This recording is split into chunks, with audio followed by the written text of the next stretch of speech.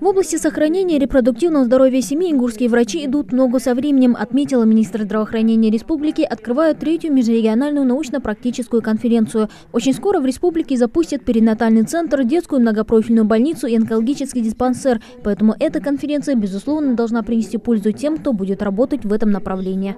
Обмен опытом, лучшие практики, вопросы, ответы. Только в этом может рождаться действительно настоящий профессионал, настоящий специалист своего дела. Я очень рада сегодня начинать вашу конференцию. Я бы хотела сказать огромное спасибо организаторам этой конференции, сказать огромное спасибо нашим гостям, которые к нам сегодня приехали, и пожелать, конечно же, вам плодотворной работы и удачи.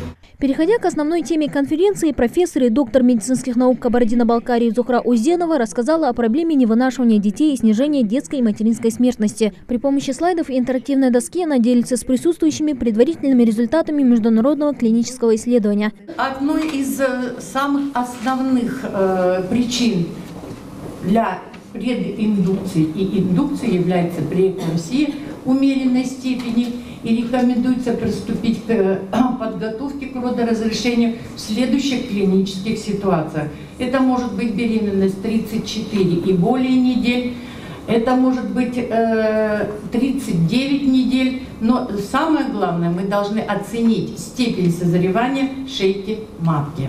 Кроме того, на конференции поднимают вопрос прерывания беременности женщин на различных сроках. Медицина уверенно шагает вперед, и поэтому каждый год в стране внедряются новые методы и технологии, при помощи которых это можно сделать максимально безопасно. Женщина может контролировать свое здоровье самостоятельно, и нет никакого внутриматочного вмешательства. В этом случае полость матки остается незатронутой, и происходит это с помощью медикаментозных средств. То есть никаких инструментальных вмешательств в полость матки не происходит. Соответственно, таким образом мы сохраняем самый главный орган репродуктивного здоровья женщин.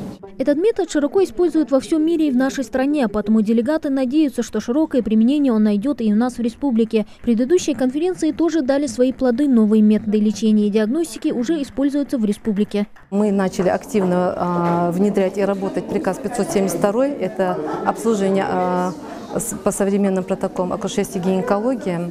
Благодаря тем нашим встречам и проведенному мастер-классу нам удалось внедрить в республике бережное отношение к эндометрию как основной причиной в дальнейшем прерывания невынашивания, недонашивания беременности, которое является как следствием детской и младенческой смертности.